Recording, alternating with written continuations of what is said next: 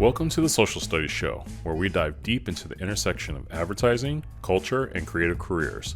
Today on the Social Studies Show, we're exploring how culture, creativity, and commerce intersect to shape opportunity in music, sports, and advertising. Our guest, Olukoya Davis, has spent over 20 years building bridges between culture and commerce, helping artists, athletes, and brands tell stories that move people and markets. Currently, he's Senior Director of West Coast Sales at Vevo. Before that, he served as Vice President of Brand Partnerships at the NBPA and held leadership roles at Roc Nation, Complex, NBC Sports, Disney, and Warner Brothers. He's also the board president of 100 Black Men of Los Angeles, an MBA grad from Hampton University, and a proud dad using mentorship and access to empower the next generation of creatives and leaders. So today, joining us, we've got Olu Davis from Vevo, and thank you so much for joining us. I really appreciate it. And for me, I just want to let's dive into the Social Studies Show. So my first question for you is, what opened the door for you in entertainment and the brand partnership space? We're going back 20 plus years. My first really introduction to entertainment business was via music. I had an internship at a record label in college in the A&R department, which kind of cut my teeth on just the business itself. Right out of school, I ended up working at the WB television network as a production assistant. So delivering mail, getting lunch, dubbing video tapes of TV shows. And so through that program, though, I was only in that program initially for 3 weeks. And then I was able to get a temp position sitting the desk in the advertising, sales, and partnerships department. Through me sitting that desk, I began to learn. I expressed how I had my MBA in marketing and loved marketing and sales. And through sitting that desk, the account executive, took a liking to me and offered me a permanent position in the ad sales department. So I didn't have any true deep knowledge of brand partnerships, of advertising, sales, but it was just through that natural ability to get this opportunity, which was the connection point was a guy in HR who met my sister, who gave her his card. I called him and he set up a general conversation, which led to this opportunity. So it's like connections, preparedness, and honestly, someone speak your name into existence in rooms that you weren't in. So absolutely, for sure. And here's one thing I really have to say, because this was when I did do my general with the HR guy. His name is Brian Wright, actually. Shout out Brian. Right, shout out Brian. My general with him at the WB television network, I was right out of college, right? I was just finished with my master's degree and I didn't watch TV. So the first thing he said to me was do you know our shows? I knew none of the shows. You know about the frog logo though, bro. I knew about the frog logo. So I always bring that up because never again, right? Never did I ever in life walk into a building and not have, regardless of how smart I think I am in general, not have contextual knowledge of the room and the building that I'm in, because it's extremely important. And he could have taken that and said, this kid is not serious. But I learned that as a lesson. That's an interesting thing, because when you look at a perspective nowadays, right? In some ways, you look at that and it can be a revelation, because sometimes, when you go into these places and these buildings, you're drinking too much of the Kool-Aid and you don't actually see the outer perception of what's actually running wrong and things like that. But also again, 100% knowing that and being able to finitely be this is where we need to fix the machine. So it's interesting looking at that and having two schools of thought on that, because I waver between both, because when I talk to people about their businesses, sometimes I don't like to know everything about it, so I can kind of give objective advice. Right. And sometimes it's great knowing about things, but that, again, obviously that'd be unheard of nowadays, because people just you need to know, it's too much pressure and too much power that you need to be able to wield with responsibility and be able to make it an effect. So my next question then is how can education and mentorship bring down access barriers for underrepresented talent? Yeah, listen, I think I always go, education is foundational, right? So you have to have some level of foundational knowledge about education going into anything, into any field. But mentorship really is the thing that kind of supercharges your ability to navigate within a space, because you can be smart, but getting to a room and not know the lay of the land and how to navigate a room and end up not taking full advantage of an opportunity. But having a mentor will do exactly that, right? I always say mentorship allows you to bump your head a little less as you go through your journey. And through that, it opens up more doors to connect with people based on someone else kind of have been there, done that. And then you kind of incorporate that into your toolkit of navigating your career. So like in a layman's term, you could say like that, where maybe someone has the hustle. And I always put this into a really kind of like a very definitive graphic of like people have the hustle and desire. They want to go do something like that, and they're running their head against the wall. And like sometimes mentorship is actually just showing them that there's a way around the wall. Right. Yeah. Now I love that visualization, like in my head, as you just said it. Right. And I mean, that's exactly what it is. It demystifies, how power and influence even work within a room, especially when you're thinking about the media and entertainment landscape, because, again, it's a lot of it is subjective, and, you can kind of scratch your head and look around in terms of how certain people got into certain spaces or advanced. And oftentimes it was at the helm of a mentor of some sort who kind of helped you navigate that way. So my next question is twofold, because I'm looking at a corporate level and then as an organizational level. Mm-hmm. What role should organizations play in creating real pathways for the next generation? And I want to ask you this, how you do this at your job at Vevo, and then also as the board president of 100 Black Men of Los Angeles. And so you're taking two different routes, but then also there's the route of you as a father too. So if we kind of like cover those three different pillars of how you go about using that organization and the pathways for the new generation. Right. So to the first question, what role does an organization play, right, in a corporate sense? And I said organizations really, if you think about it, we should be the architects, right, of an environment that becomes full of learning, continuous training, and coaching, right? Now, it's on the individual to lean into that, but the organization itself should have training programs, have learning programs for continued development to ensure that a person is progressing for sure. On the nonprofit side of my experience and me being a president of a board of 100 Black Men of Los Angeles, it's built into the DNA of what the organization is. Our organization is built around mentorship for life. And so whether you're thinking about these young kids that we are mentoring or younger brothers who are entering the organization as a member, we make sure that we're pairing up board members with new members to ensure that they're getting this institutional knowledge of the organization. But then oftentimes there's brothers who have a little bit further off in their careers, whatever that they're doing, whatever industry that is, and you start building that shared lived experience and mentorship through the ability to intentionally pair brothers within new membership. On the dad side, that's just, I think that's kind of inherent, right? Or it should be. I would imagine that, it's a dance you play, I think, as a father that I play, of wanting to give a little bit of space to my son to figure things out on his own. But also there's just that natural burning desire to help them get to where they are going to go faster. So it's not forcing upon them a way of thinking, but kind of introducing them to thoughts and almost playing that mentor relationship or dynamic outside of a father who is saying, I want you to do things this exact way. Okay, so I have a quick question for you. How do you look at it from a corporate level and just on a personal level when technology accelerates those pathways faster for youth than what the organizations are actually moving at?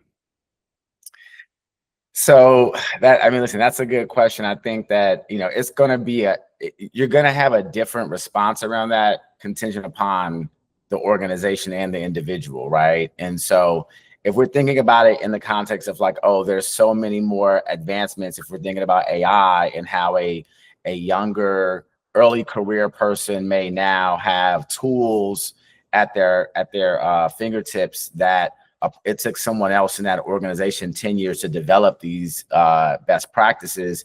I think it's great, and you have to figure out a way to, create almost a dialogue and or some type of programming within an organization that allows these younger like employees to exercise those tools.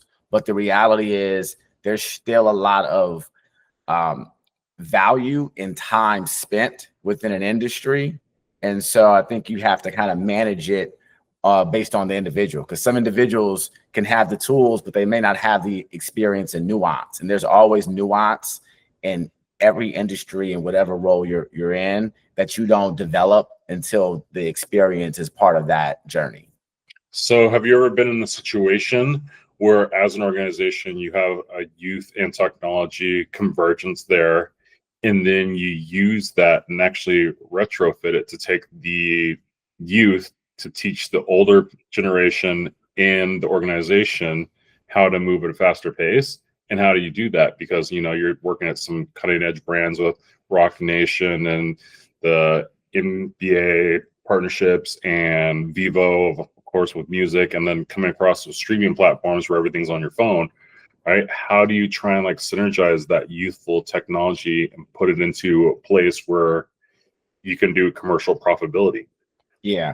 So, I think that, the roles that I've held and do hold now in current, whether it's at Vevo, National Basketball Players Association, technology is obviously, utilized throughout the organization. I think that we're now just kind of at that point of inflection where it's being actually like integrated within the organization. So I think that although AI has been around, you think about ChatGPT or any of the other large language model tools, they've been around on the personal side of things, but they haven't even been actually been integrated within organizations to be utilized because of data and privacy concerns. And so I think even over the last year, I would say is now where you have most organizations figuring out a way in a very data compliant and privacy driven way to allow them to be integrated.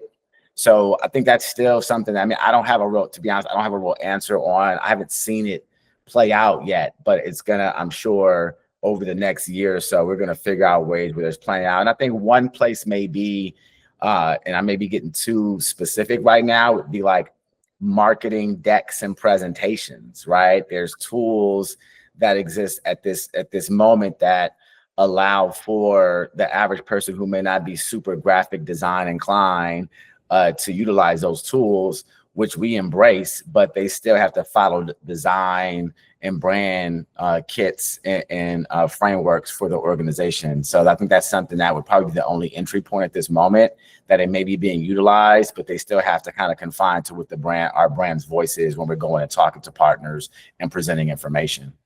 Okay. So my next question is, we're kind of jumping around here, but like going with stuff like that. Yeah. What's the biggest lesson you've learned about sustaining relationships in industry built on connection? Yeah. I'm old school, man, right? Like your word is everything, And so first I would say it's the thing that someone teaches you, but you learn it through seeing how it's paid off, right? So it's like, always being a person of your word and having high integrity.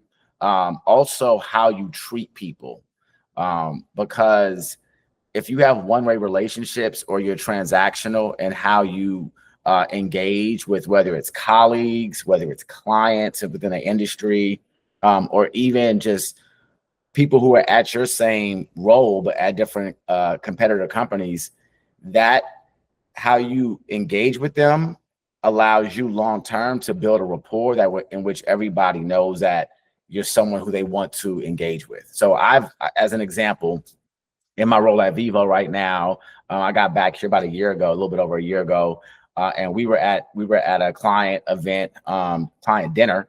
And as I'm walking through, one of my colleagues had brought a few clients, and I walked past, and one of these clients is now a vice president at a entertainment media company, and she stopped and said, "Hey, Olu, I remember, I haven't seen you in 15 years. I remember when I was, you know, at an entry level, when you were kind of at an entry level too, but you were always so helpful no matter what I needed. And now we both sit at executive roles at a company. And now this person is always going to want to do business with us, because even though I hadn't worked with her in about 15 years, because of the way we developed rapport and how we treat each other 15 years ago. So is that something you think that you like became ingrained with you from your family and your parents and like your upbringing, and then this kind of translated, you like all of a sudden the light came on as soon as you came into the business atmosphere, or was that something that like it was like a continuous journey? Yeah, listen, I think there's always, it's a continuous journey to find evidence of why it pays off, but it 100% was started as a child in the household that I grew up in which, you know, obviously most people are raised in environments where, you know, you're taught right from wrong, but there's high levels of consistency or accountability that maybe some households uphold more than others. And so for me growing up, that is just what there was a non-negotiable. You didn't lie about things. If you were out, you know, running the streets of Los Angeles or wherever you're from, you know, you couldn't pretend to be anybody who you weren't, because those things catch up to you. And so when I, you know, evolved into the business world, those are foundational just principles as a human being that stayed with me. And again, on the side of like kindness, again, and treating people as people first, regardless of their title. Again, I think that just goes hand in hand with the values that you're taught in the household. And so as I carried those on in my career, they definitely have paid dividends, you know, beyond measure. So would you say Los Angeles as a community and then holding you accountable in the way that you are and where you carry yourself prepared you for corporate life? Oh yeah, absolutely. Yes, absolutely, man. You know, again, man, I grew up in the 80s and 90s, and it was a very interesting time in Los Angeles, whether you're talking about street culture, and so navigating street culture while trying to pursue your education and just live a life, created this environment where, again, you had to reinforce high moral values and integrity. And so as a result, again, when I went and lived in Orange County for a couple of years and met new people and went away to college before going and working in corporate America and entertainment and media, and all of that stemmed from the environment that I was raised in. And it was fostered and developed and nurtured and cemented in who I am. Okay, I'm going to jump here for a little bit because I think this is a great, like, honestly, kind of like a segue of that. Okay. What was like that difference from jumping from this LA community to going to school in Hampton? Yeah. Because I mean, like, that's a very different experience, like, especially being on the East Coast. Right. Like, you know, like it's like a different type of, like, you've got like all these fraternities and sororities, and like it's just a whole different distinction of like the Black college experience. I'm like, you know, you don't really like, I mean, I'm trying to think, are there any HBCUs in California? So they're not technically Compton Community College kind of self-identifies as a Black college, but it's not in the traditional sense of a 4-year HBCU. No, because that's a very real thing in Black culture, and it was like something where I definitely, like, growing up as a West Coast-ish Black kid, you know, I didn't have that experience. Like I touched on it and stuff like that. So I'm like, what was that world like? You know, let's dive into it. Well, here's what I'll say, man. I'll try, you know, because this is the story of my life, right? When I was 16, I spent 2 years, I moved to Orange County. And I bring this up because I grew up in LA, mid-city, and then at 16, my junior and senior of high school, I was out there, and that helped facilitate me going to college. And so, in me ending up at Hampton, that 2 years in Orange County was almost a buffer for me to kind of recalibrate the worlds that I was used to growing up, which was a lot, you know, happening, into going to college where you're in a place that is of higher education, and that's the goal, right? And so, you know, it was a culture shock for sure, in the sense that I had never been around so many positive Black people who still had so many different nuances on who they were, you know, that it was a reminder to me that Black people and even culture in black culture is not a monolith, right? And so that was probably the biggest thing. And oftentimes I think music helps you identify that, because I grew up listening to Snoop Dogg and West Coast artists, and then I knew about New York artists, but I didn't know about go-go, which was in Washington, D.C. Oh yeah, yeah. I didn't know about club music. Quiet Storm. Right, right. So I didn't know about go-go. I didn't know about house music, and I identified house music as something that was happening with Latino community in LA versus the African American community in New Jersey and in places that, you know, Detroit, you know. And so that it was a culture shock, but it was such a positive experience. That's it's really interesting. So I think with that, and as far as like we're talking about connections and stuff like that goes, do you think that that was a big fostering place for connections for you at HBCUs and college, and then it's taken into life now? Because the reason I ask, and I want to set this up, is like now people aren't looking at schools as like a community thing or as a place for higher learning. Like you can learn a lot of things just through different trades or just mentorship. That so if you're like setting it up right, and obviously you have your son now like that, like, where would you steer a young person to try and, like, let's say, get into your career now? Which way would you send them? I would send them to HBCU. Yeah, all day, 100%. To pursue their bachelor's degree, right? That's always the caveat that me and my family. Like, I'm a family of HBCU graduates. My sister, myself, and my younger sister went to Hampton, and so I think that pivotal moment in any young person's life. And sure, you don't compromise quality of education for just the out of classroom experience, but having the out of classroom experience is super pivotal in life. And so going to an HBCU fosters community in a way that no other experience in your life, because you combine the physical environment with the time in your life. And so as a result, you build these connections that I know for the rest of my life. You know, I graduated in 2003, are lifelong bonds. And I have benefited from them personally in my personal development.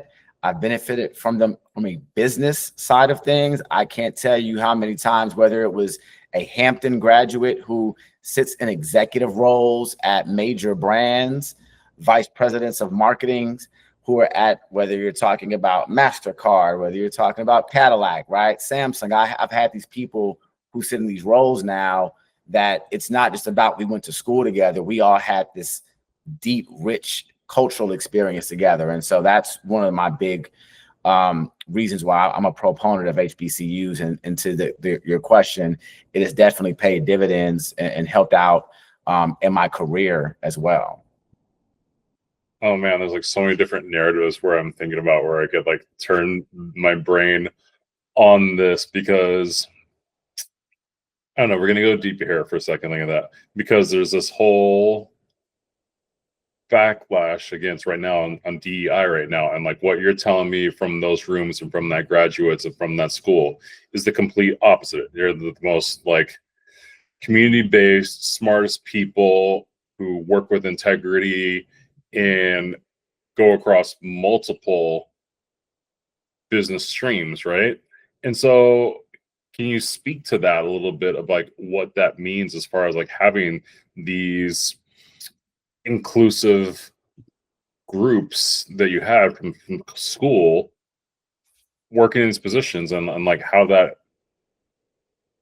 speaks to the DEI movement, I guess? Yeah, I mean, listen, you know, I would say this, that there's a lot of noise and chatter, things that are real as well around funding and all these types of like real world implications around whether you're thinking about, you know, diversity, equity, inclusion, and the trickle down to from an HBCU perspective. But, you know, at the end of the day, I feel like as Black people, if we're going to go there real quick, we have institutions of higher learning that produce the biggest and brightest of talent in all fields, in medical and business and nonprofit and all these different spectrums and engineering.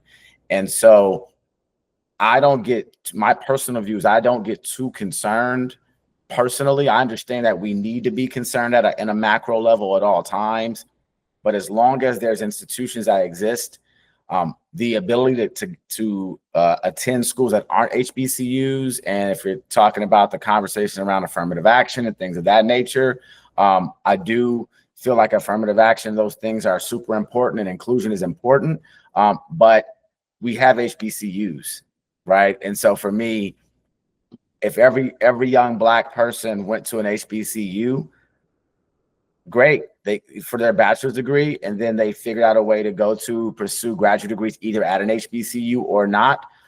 Let's figure that out. But as long as there's HBCUs that exist that are pumping out quality education and experiences and alumni, then to me, I choose to focus on what we have, while still acknowledging that we have to figure out a strategic way to fight for equal access at all times.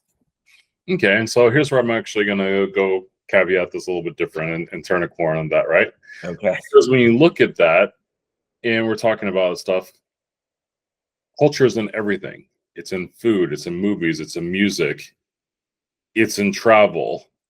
And so to get more out of that, right, and to be profitable about that, you actually need to understand that. So I think when you're talking about this and you're dealing with music, where you're dealing with a wide spectrum of stuff, like through either your basketball commitments or Roc Nation or Vevo, like that, can we talk about how culture is important and how a cultural currency is of value in the world that you operate in? Yeah, listen, absolutely. And I think the word culture is so, I'd say overused, right? Or and I don't know if maybe it's not overused, but it's not used contextually appropriately at all times, right? Like we say the word culture, and what are we saying, right? No, it lacks specificity in certain situations, right? And so there's pop culture, right? Popular culture that is the zeitgeist, and then there is what oftentimes when we talk about it in the worlds of brands and advertising and the crossover into like music and entertainment, we're talking about culture marketing that is really about communities that aggregate around similar passions. And so understanding those communities, those psychographics, those behaviors of those communities that have certain passions, that is what we have to contextualize when we start talking about culture, right? There's streetwear culture, there's skateboard culture, there's all types of, then there's the layer of ethnic background in culture that you have to be able to kind of unpack and get a little bit more clarity on. So I just, on a soapbox of just identifying that whenever we have these conversations, you and I can be very aligned on what we're talking about, but I think it gets used out in the zeitgeist in a way that is so overly or just nondescript that it becomes like, what are we talking about? No, for sure. And I think that it does, I'd say culture can be used as an overarching experience, right? And I think within that you can go into it. And again, I think we're talking about like let's talk about music, sports, storytelling. I think that's like a different type of culture than, let's say, language, geographics, heritage from your family or community, things like that. I mean, that can actually roll into the music, sports, storytelling, like that. But it's almost like a cross section of spider webs where things touch, but also things can be on the far end of the universe and culture too. So yeah, no, and to that point, I think that music and sports, they're platforms, right? They're platforms that exist, and culture lives within each of them, right? And so when you begin to explore storytelling that weaves within these cultural phenomenons and moments and communities within all of them, what you begin to find out is that there's these through lines. And that is what successful, I think when you think about successful brands, they're able to understand that the culture, these cultural phenomenons or beliefs or passions exist in all these spaces. So how can we cross-pollinate and tell stories, align with brand initiatives and outcomes, and then figure out ways to build marketing campaigns around that feel very authentic to who they're representing and talking to. So how would you say people are using the culture influence for brands to communicate today? Because, and I guess like for me, like currently what you're working on, how are you using that to communicate to your consumer? Yeah. So, I think when I'm talking to brands, we work with brands at different levels, and you work with them based on, they have campaign initiatives, and you start with an audience. So everything starts with an audience and what's important to that audience. And then you kind of reverse engineer what are the passions around those audiences, what are the cultural communities that they identify with and passion points. And then we build out marketing campaigns or media and advertising campaigns and place media against content that super serves that audience. So I'm sorry, go ahead. Oh no, I was gonna say, so within that spectrum, right? How can brands engage culturally and authentically without exploitation? Yeah, well, I love that question. I see it, I feel it all the time when I'm looking on LinkedIn. I see people who post. I would say that it really starts with representation in the room, right? And so as brands, it's a responsibility for them to have inclusive team members on their team at the brands themselves and or at the agencies first and foremost, because if they don't, then you're already disconnected to the whole intent of some strategy, right? And so the next level of it, as you and I have talked about, I know you as an amazing photographer and video director, commercial director, the ability then to make sure that you have diverse representation who are behind the lens when they're shooting or storyboarding, all those things at every touch point in the ecosystem or through a campaign, you have to have people who are from that culture or from that audience to represent, to have a strong contributing perspective on that. It doesn't have to only be those people, but you have to have those people. The last part of it, which again, I feel like I'm lucky enough, just even in my current role at Vevo, is that we represent a content set of music artists. We have over 1 million music videos in our catalog of every genre. And so you can have an idea that a brand creates. They create an asset. They can do all the right things. They could have, Stan Evans behind the lens directing this commercial asset that hits the mark. But if they're not placing that media, if they're not placing that asset and buying media in places that we know are the audiences are going to be, then it's not going to hit, right? And then the effectiveness of that campaign, the business outcome, is not going to be delivered upon. So you have to have people who are intentional at every touch point within that campaign, from the strategy and ideation to the execution of the asset to the strategic placement of those creative assets with media properties and publishers that have content that draws audiences so that business objective can be achieved. Those are all the things that have to happen for that to be successful. Okay, so two things. One, I love how you brought it around to our inclusion conversation before NBPA and been like, okay, here's the real merits of what this actually has by having different people in the room. And two, this brings me to the interesting conversation of, like, I'm sure you've had to deal with, like, working on music and stuff like that, right? There's always a discussion of the star and their team, and then we can use that for a bigger look now when we look at that as far as like media, and then even like black-owned media when you're talking about like WB or BET or things like that, right?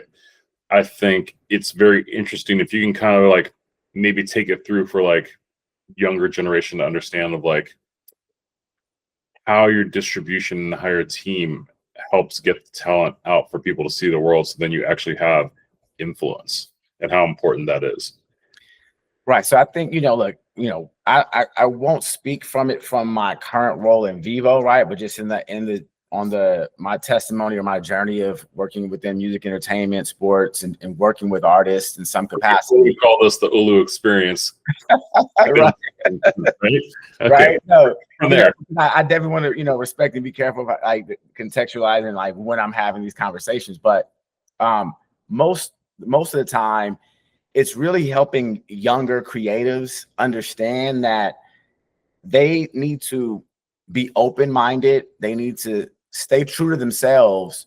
But if we're talking about evolving their careers, right, there's a level of openness that I go back to that you have to understand about business and figuring out what that secret kind of like formula is to allow your creative to shine, your vision to lead, and leave a little bit of space for the integrated aspect of a business idea to be created within that recipe to create like the best campaign results, right? But that's, I can sometimes speak to that in like a brand campaign, branded content, or if you're just talking to an artist in general, and you I think Jay-Z, he has one of those lines, he got a million lines, but he makes a reference to how he sprinkles his album with things to keep the registers ringing, right? So he makes songs that are very much more extremely creatively focused, and then he'll build out or introduce commercial themes and commercial songs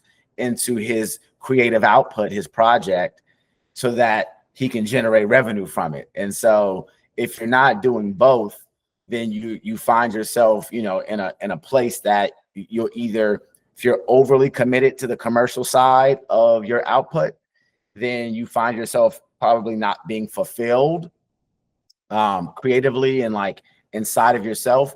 Or you can land in a place where that if you're overly consumed with just your creative vision, then all of a sudden you may find yourself having a challenge with getting revenue generating business opportunities because you're kind of stuck. So there isn't a 50-50. I always like to mention, there is no such thing as a 50-50, and things always have to be authentic and true to an artist's vision.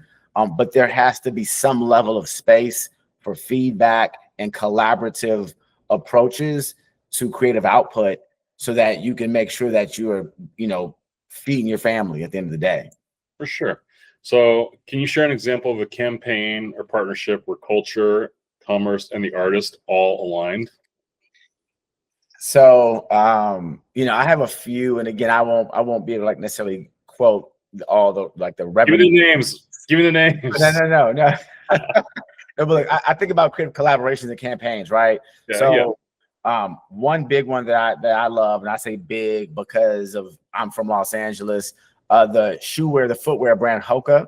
Mm-hmm. They did a collaborative partnership with the Los Angeles, merchandise streetwear brand called Supervision, right? And so to me, I think that was such a smart, strategic approach to Hoka to have somebody in that room at that company or an agency who they work with, who understands a brand, an LA-based brand in Supervision, and Gavin, who's the founder and creator, right, creative director of it all, to understand how tapped in he is with culture. And so now, in historically places that only Nike owned the market share of mind space, with young, African-American or Latino kids who are following Supervision as an awesome brand that is also purpose-driven, Hoka has done a great job of tapping in, and I'm sure they're doing it in other probably locally based companies and brands. Another awesome partnership, I think, that has married a few different things around purpose and culture and commerce would be Ralph Lauren. And they did a collaboration with Morehouse and Spelman. I don't know if you saw that earlier this year. Oh, clearly Oaks Bluff. Exactly. So yeah, so I think I thought that was an amazing. I think creatively, look, everybody's gonna have their own opinions, but for me, I thought creatively it was done really well. It was beautiful. I know that they used designers from both Morehouse and Spelman to be integrated within it. And so the only thing I don't know is if there was some level of internship, some kind of some type of scholarship that was integrated within that partnership. I don't know if it was or wasn't, but to me, that would be like the next level of a partnership. But generally speaking, I think that collaboration was awesome. One more, I have two more I'll drop on you. One was, you can't be mad at just like with Beyonce and Levi's. I think it's easy to just kind of like say big names, but I love how timely it was with her Cowboy Carter album. And what Levi's is historically known for was a great collaboration involved. Well, here, culturally, right? It reintroduced the essence of actually the black cowboy that a lot of people did not really necessarily know historically as far as reference. And so that's probably that, because for white people, they called them ranch hands. And so our cowboys was a black term. Right. So like when you look at that, that's an educational history lesson in that. It is. And again, to the degree that Levi's as a brand, again, I'm not sitting in those four walls, but their ability to just tap into it on a pop culture level, but then explore with an artist who is very intentional is very smart. And then like beyond a doubt, from a revenue generating aspect of Levi's and the business outcomes, them making sure that they are buying media in music driven forward platforms like a Vevo or anybody else. One last one I will drop is DJ Mustard and Heinz, right? So like that one was so, I love, you have to be careful on trying to just jump on a trend, but it was just too spot on for them not to do a partnership, and they didn't have to do one, but they did, and I loved it. I loved, Mustard and him being the chief creative officer or chief, mustard officer for that brand. But there's plenty of those opportunities. I think that brands don't hop on. And again, loving the fact that music as one of those universal languages, you have to lean into those when they are that spot on to make sure you're carrying that message forward and tapping into culture, because no one is talking about Heinz in terms of in music or streetwear in different places until that happened. And everyone is screaming at the top of their lungs this summer. Right. Oh my God. So my second one then is like, is there any ones that you felt felt short of the mark? Man, to be perfectly honest with you, I'm sure there are, but none that rubbed me so the wrong way that I remember them, to be honest with you, right? But that's in itself, it's sometimes. But there's definitely over the years, there's always, you hear things that kind of go, that reach a level of, major wide opinions about it. But yeah, I mean, that's the tricky thing, is that a brand has to navigate a way to be authentic to the brand's voice and then to the audience that they're trying to tap into. For sure. So what should the next generation of creatives and strategists focus on to create impact beyond sales? Yeah.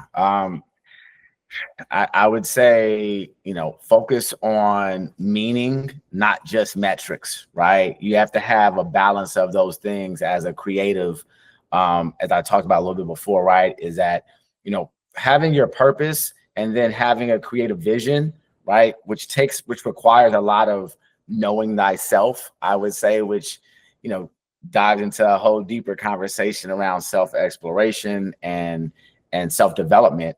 But that is, if you're thinking about long-term as creatives, you can get lost. You can get lost in the mix of chasing a winning piece of artwork or a highly regarded piece of artwork or music or, record that you created. And all of a sudden now you're overly concerned with sales. So having a foundation of who you are and knowing your vision and knowing your purpose is going to be the thing that grounds you as you then get into figuring out ways to leverage your vision to generate revenue and commercial opportunities. And the last thing I will say is that in the era that we're in around data, right? So I said, you do focus on meaning, not just metrics, but you have to be cognizant of data and metrics, because those things oftentimes, especially in this day and age, you can weaponize them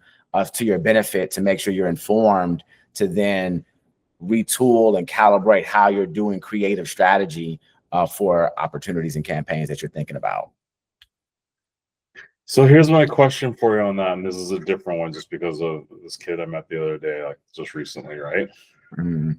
What do you do if you really are talented and are creative in these different ways and that, but you aren't so concerned about the data and metrics, but you like, you know, sometimes you can just like, you can spot talent, you can spot something where you're like, okay, this is going to work, this is going to hit and thing like that. Like, how do you as a mentor look at how to put somebody, help them manufacture success when they're in that space? Because sometimes, like, you know, sometimes just like there's people who just can't, like, they're just, because of how their brain works, that doesn't operate that way. Yeah, I mean, I can tell you exactly. I talk to younger creatives all the time. Collaboration, right? You have to find someone in your circle, even if it's someone who may not be super familiar and fluid in data and analytics, but if there's someone who you trust who has a level of like general knowledge and competency in day to day, like partner with that, bring that person onto your team, right? And allow that person, give that person, hey, I don't know how to do this. I don't plan on spending a lot of time focused on that right now, but I would love to work with you. And if you are open to it, I need you to learn this thing right here while I focus on my creative, and let's then build our forces together to help build out my message and my strategy around my career. But it really, you can't do everything, right? We know that through our life journey, you can't do everything. And so all of a sudden you have to then focus on what your superpowers are. Yes, give yourself a level of familiarity when it comes to those types of things, but you have to collaborate and find somebody to build out a team or a partner, a manager, a consultant, whatever you want to label them as, and an assistant, right? Whatever you want to label them as, and have them begin to focus on those other aspects that are extremely key to your success, because you can't do it all by yourself. So this brings me to my second to last question is, how do you seek mentors and build community along the journey in that way, especially if you're unfamiliar with it? Right. I would say you have to embody a mindset and a spirit of curiosity, you know? And so I use curiosity a lot because it's one of the values or characteristics that allows you to approach any room, any conversation with a place of humility and authenticity that typically will attract the right types of people on your journey. So finding a mentor, you have to not think you know everything, right? You have to have a level of curiosity and be able to tap in and reach out to that person in a networking environment who may be, 10 years your senior, and say, hey, I don't know anything about this thing, and here's what I do know. I know a little bit. I would love for you, if you have the time, to share. So I think that's why curiosity, I think, is so important. The other thing I would say is, with building community, is looking at your peers, because I think sometimes we get too caught up in the desire for a mentor, which is important, but all of a sudden your community of people around you at who may only be a year ahead or a year below or at the same level of you in their experience level or knowledge level, you build those as you guys continue to progress within your pursuits. And so oftentimes in doing that, you end up further, because there's a lot more value creation that's on the same level, right? On the subject of value creation, going back to the mentor side, though, you have to begin to think about how you can add value to that mentor-mentee relationship, right? And so I consume. They're just like, you got to be able to like bring something to the table. Right. And so even if it is, it's never going to be equal, right? But everyone, I love to meet a young 22 or 25-year-old professional who's like, hey, how can I help you out with this thing? Or, what do you think about this, right? Or have you heard about this? Even if it's just putting me on to new artists and music that I didn't know about, that's value creation for me, For sure. Well, I was talking about the technology and the organization and business of how they can actually like bring stuff to that. So right. So that's the thing I think is like curiosity and thinking about value creation within any relationship dynamic, mentor, mentee, or within building a community. And those two things, over time will 100% attract who your people are and who the mentors are that will best be suited for your journey. Gotcha. So my last question is, how do you define success and legacy today? Yeah. Oh man, I would say, look, success for me, I think starts with like defining it is starts with gratitude, right? I'm heavy on the gratitude because having gratitude allows you first to acknowledge the evolution and growth and development you've had in your own journey. And so in doing that, there's ideally you find success, so you're able to acknowledge that success is not necessarily measured by a certain net worth, right? Monetary net worth. And so success is based for me is having gratitude and being able to then take that as like the source of inspiration to then help others. Because if you're not helping others and trying to amplify all the knowledge and wisdom that you have to help redistribute those blessings to someone else's progress, then you're nothing to me. Like I literally don't care about your success if you've never helped anyone. So I think success for me is being able to operate in gratitude, and then being able to do as much as you can to redistribute your knowledge and experience to help others. Legacy is really, it goes hand in hand with that, but it really is about living a life that is filled with kindness and integrity, and living a life that when I personally am no longer on this earth in the physical form, I have a son who's 13, who's an amazing, brilliant kid who's filled with kindness, that when I'm no longer here, the legacy is really about him being able to be proud of who I was as a person and not be ashamed or like having to duck his head with who his dad was. And that's all that actually matters for me. Awesome, man. Well, my last question I do have for you, right? Okay. For one young person was coming to want to work for you, what kind of things would you be looking for from them, and how would they impress you? Yeah, I would say tenacity, right? Just having a level of urgency in their desire to learn and progress. So that has to be core to me. And then I would also just say having humility, right? It's a weird, kind of amalgamation of these different characteristics. So you have to be, tenacious. You have to be humble. And I go back to the word curious. And so if you embody those things, and then be knowledgeable to some degree, right? Like do your research. I think there's a talent and knowledge part. Right. Like don't be the guy who walks into the building without knowing what TV shows are on the TV network when you're interviewing for a job. But no, having some showing me that you have a level of research. I mean, in this day and age, information is so free. Easy.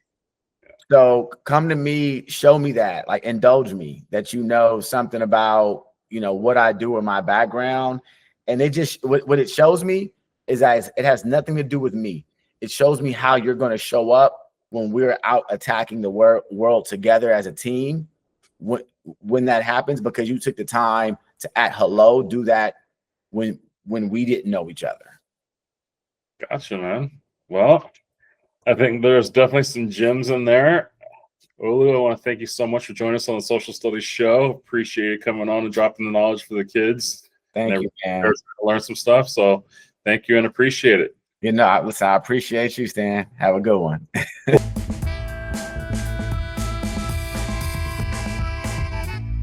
If you you enjoy the Social Studies show, please hit like and subscribe. If you found the information in the program relevant and insightful, copy the link, share it with your friends. If you are listening on Apple Podcasts, please leave a review.